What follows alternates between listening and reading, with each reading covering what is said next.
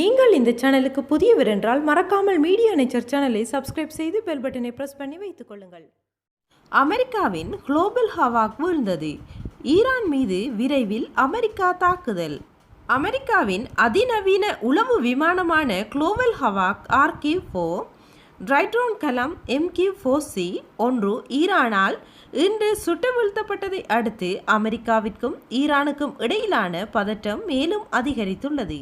Hormuz நீரிணைக்கு மேல் பறந்த தனது ஆளில்லா விமானத்தை ஈரான் ஏவுகணை ஒன்றினால் சுட்டு வீழ்த்தியதை அமெரிக்கா அதிகாரிகளும் தற்போது உறுதிப்படுத்தியுள்ளனர். அமெரிக்காவின் உளவு விமானம் தனது எல்லைக்குள் பறந்ததால் அதனை சுட்டு வீழ்த்தியதாக ஈரானிய இராணுவம் கூறியுள்ளது. ஆனால் ஈரானிய எல்லைக்குள் தனது விமானம் பறக்கவில்லை என அமெரிக்கா தெரிவித்துள்ளது. அமெரிக்காவின் அதிநவீன உளவு விமானத்தை தாம் சுட்டு வீழ்த்திய நகர்வு அமெரிக்காவிற்கு ஒரு தெளிவான செய்தியை சொல்வதாக ஈரானிய தளபதி சைமன் சலாமி கூறியதாக ஈரானிய ஊடகங்கள் கூறியுள்ளன. சுட்டு வீழ்த்தப்பட்ட ரைரோன் கலம் அதிக உயரத்தில் பறக்கக்கூடிய ஒரு பெரிய ஆளில்லா விமானமாகும். இந்த நவீன கலம் கடந்த 2017 முதலாக அமெரிக்க கடற்படையால் பயன்படுத்தப்பட்டிருந்தது.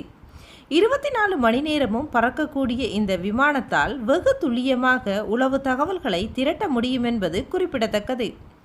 ஈரானின் இந்த நகர்வால் கடும் சீற்றமடைந்துள்ள அமெரிக்கா அதன் மீது ஒரு அதிரடி நடவடிக்கை எடுக்கும் என எதிர்பார்க்கப்படுகிறது.